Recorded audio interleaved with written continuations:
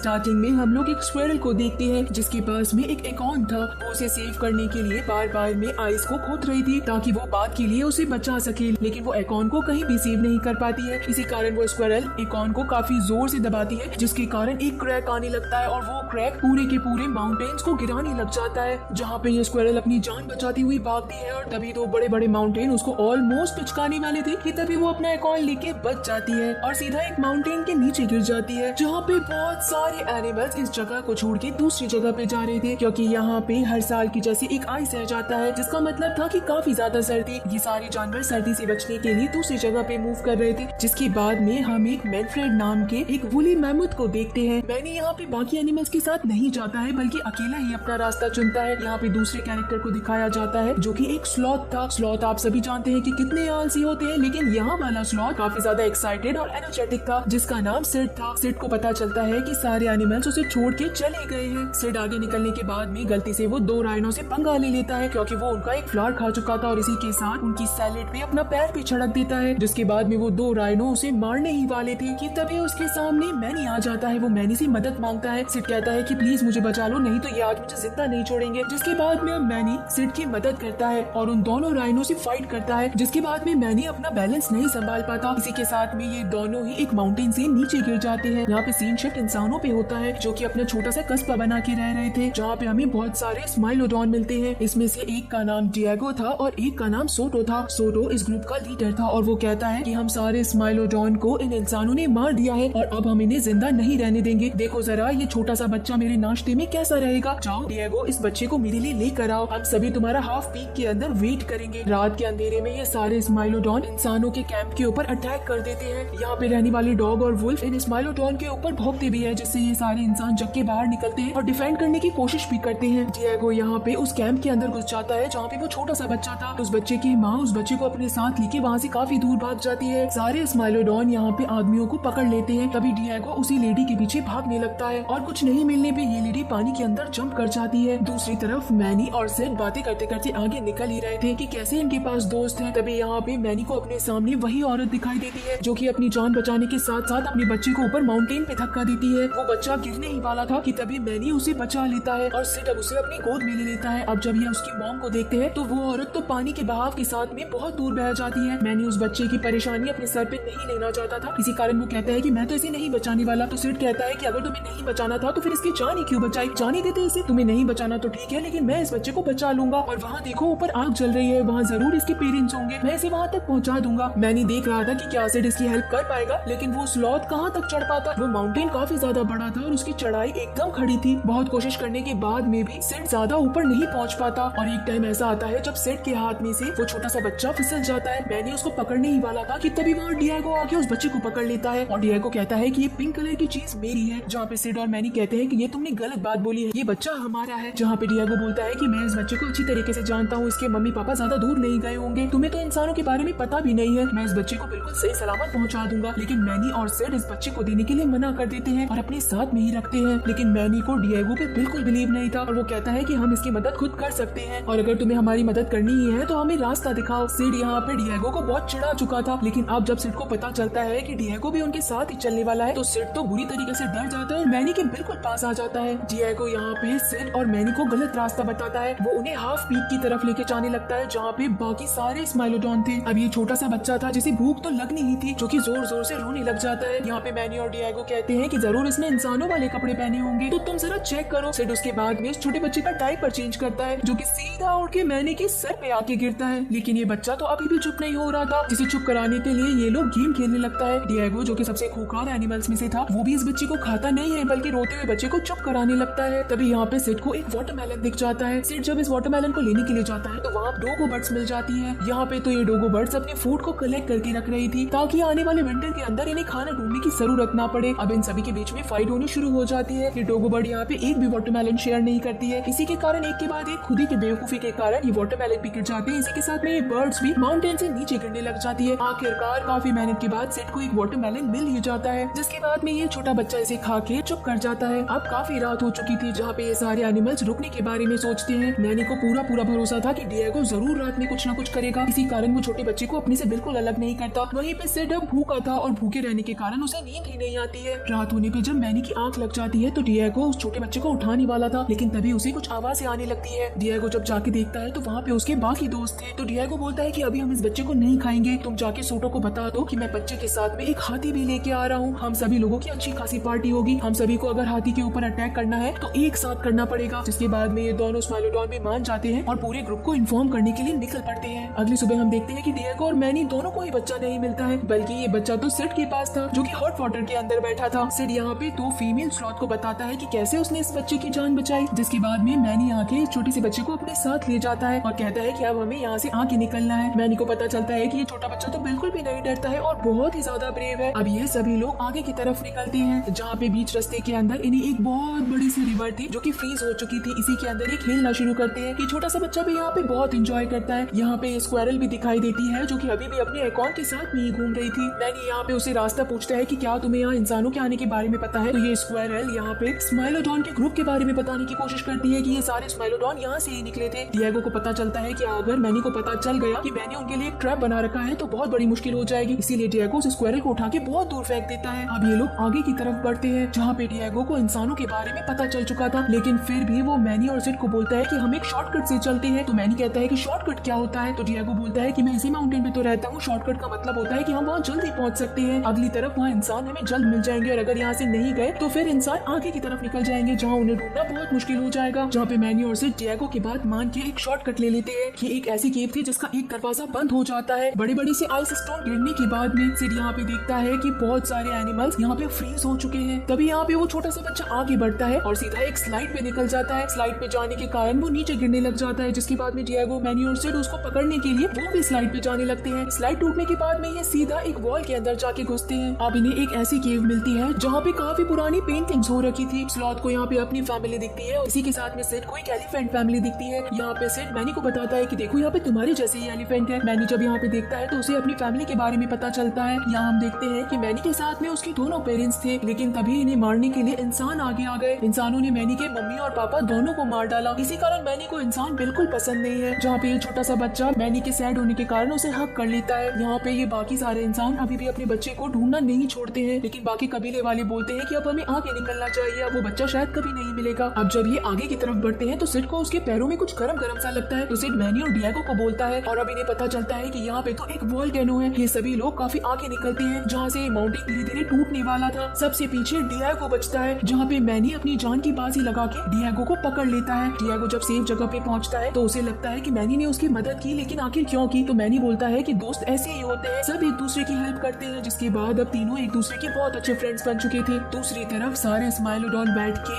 Diego का wait कर रहे थे कि कब जाके वो उस एलिफेंट को लेके आएंगे और हम सब मिलके उस एलिफेंट पे अटैक करेंगे। यहाँ रात काफी ज्यादा ठंडी थी, जिसके अंदर डिएगो, मैनी और सिड इन सभी के टूथ पे आइस जम चुकी थी। इन्हें लगता है कि ये छोटा बच्चा बीमार हो जाएगा, इसी कारण ये केव के अंदर रुकते हैं, जहाँ पे सिड अपनी ड्राइंग बनाने लगता है और कहता है कि मैं हमेशा लोगों को याद रहूं, इसीलिए मैं ये ड्राइंग बना रहा हूँ। जहाँ पे ड्राइंग को और ज्यादा डार्क करने के लिए वो जैसे ही स्टोन को जोर से रगड़ता है तो वहाँ पे आग लग जाती है। जिसके बाद तो अभी स्लॉथ खुद को सबसे ज्यादा इंटेलिजेंट मानने लग जाता है। यहाँ पे मैनी कहता है कि देखो तो सही उस बच्चे को, ये कितना बड़ा हो गया है, क्योंकि ये छोटा बच्चा अब चलने लग गया था। डिएगो उस बच्चे को दूर भेज देता है कि जाओ तुम उनके साथ में खेलो। मैनी और सिड इस बच्चे को चलता हुआ देख के बहुत खुश हो रहे थे। अब जब ये सभी सो गए थे तो वापस से स्क्वायरल आती है और अपने एकाउंट को पिघलाने की कोशिश करती है, लेकिन ये तो एक कॉर्न में बदल चुका था। अब डिएगो को लगता है कि शायद उसे मैनी और सिड को धोखा नहीं देना चाहिए। इसी कारण डिएगो मैनी को बोलता है कि हम हाफ पीक पे पहुंच चुके हैं, मुझे माफ कर दो, मैंने तुम्हें धोखा दिया है। तो मैनी गुस्से में होने के कारण डिएगो को सीधा गर्दन से उठा लेता है और कहता है कि तुम हमारे साथ ऐसा धोखा कैसे कर सकते हो। डिएगो इन दोनों से माफी मांगता है और कहता है कि आगे मत जाना, नहीं तो सारे स्माइलोडॉन तुम लोगों के ऊपर अटैक कर देंगे, मैं तुम्हें बचा सकता हूँ, मुझ पे बिलीव करो। मैनी कहता है कि अब हम कैसे बिलीव करें, तुमने तो हमें फंसा दिया है। लेकिन डिएगो कहता है कि मैं पक्का तुम्हें बचा लूंगा। अब डिएगो यहाँ पे मैनी और सिड को एक प्लान बताता है, जहाँ पे सिड बच्चे को लेके आगे की तरफ बढ़ता है और सारे के सारे स्माइलोडॉन यहाँ पे सिड के ऊपर अटैक कर देते हैं, जबकि सुंटो ने मना किया था कि जब तक हाथी को नहीं देखोगे तब तक उसके ऊपर अटैक मत करना। पीछे से यहाँ डिएगो और मैनी दोनों आ जाते हैं, जो कि बाकी के स्माइलोडॉन को हरा देते हैं। लेकिन एक स्माइलोडॉन अभी भी बचा हुआ था, वो सिड के पीछे पीछे आता है और उसे पता चल जाता है कि बच्चा तो दूसरी तरफ है, लेकिन सिड इसे स्माइलोडॉन को खड्डे के अंदर फंसा देता है। सोटो यहाँ पे डिएगो को कहता है कि तुमने तो गद्दारी की है, तुम हमारे साथ ऐसा कैसे कर सकते हो। तो डिएगो कहता है कि इन सभी को छोड़ दो, मैंने गद्दारी की है तो मुझे मारो। लेकिन अब मैनी भी इनके आगे आता है और डिएगो को बचाने की कोशिश करता है। इन सब के बीच में डिएगो काफी ज्यादा इंजर्ड हो जाता है। तो डिएगो मैनी और सिड को कहता है कि इस बच्चे को लेके आगे जाओ, मैं ठीक हो जाऊंगा, और अगर आगे नहीं गए तो कबीले वाले आगे निकल जाएंगे। मैनी और सिड को डिएगो को यही छोड़ के जाना पड़ता है। कुछ कुछ दूर आगे जाने के बाद में इस छोटे से बच्चे के फादर को लगता है कि शायद हमारे पीछे कोई है, लेकिन उसे कोई भी नहीं दिखता है। इसी कारण वो अपनी बच्ची का छोटा सा लॉकेट वहीं पे छोड़ जाता है। लेकिन पीछे मुड़ने पे इस बार उसे मैनी दिखता है। इस आदमी को लगता है कि ये एलिफेंट हमारे ऊपर अटैक कर देगा और इसी के साथ में कबीले के सारे लोग आते हैं। लेकिन तभी मैनी इस छोटे से बच्चे को नीचे उतारता है, जहाँ पे ये सारे लोग अटैक करते हुए रुक जाते हैं। छोटे से बच्चा अपना छोटे छोटे कदम लेके आगे की तरफ बढ़ता है, सीधा अपने फादर के गले जाके लग जाता है। जाने से पहले एक बार फिर से ये बच्चा मैनी और सिड से आके गले मिलता है। तो मैनी कहता है हम तो तुम्हें नन्ही शैतान कभी नहीं भूलेंगे और होप करते हैं कि तुम भी हमें कभी मत भूलना। जाने से पहले इस छोटे बच्चे के फादर मैनी के टूथ के अंदर वही बैंडल डाल देते हैं। सिड तो काफी जोर जोर से रोने लग जाता है, क्योंकि ये छोटा सा बच्चा भी नहीं छोड़ के जो जा रहा था। इतनी देर में यहाँ डिएगो भी पहुंच जाता है, जो कि छोटे बच्चे को गुड बाय करता है जैसे उस बच्चे को वो खिलाता था। अब आखिरकार इन वाइल्ड एनिमल्स ने एक बच्चे की जान बचा ली थी और बच्चे को कबीले वाले को सौंप दिया था। मूवी के लास्ट में हम लोग इसे स्क्वेरल को देखते हैं, जो कि पूरी की पूरी फ्रीज हो रखी थी और इसी के साथ इसका कॉर्न भी था। धीरे धीरे सनलाइट के कारण ये अनफ्रीज हो रहे थे, लेकिन पानी के बहाव के कारण ये कॉर्न वापस से चला जाता है पानी में। आखिरकार इस स्क्वेरल को एक कोकोनट मिलता है और इस बार कोकोनट को सेव करने के चक्कर में फिर से ये स्क्वेरल एक बहुत बड़ा क्रैक कर देती है, जिसके कारण एक वॉल्केनो निकल जाता है। और इसी के साथ में गाइस ये पहली मूवी यहीं पे खत्म हो जाती है। तो आप सभी को ये मूवी कैसी लगी मुझे जरूर बताइएगा। तो चलिए फिर मिलते हैं आप सभी लोगों से इसी की सेकंड पार्ट में।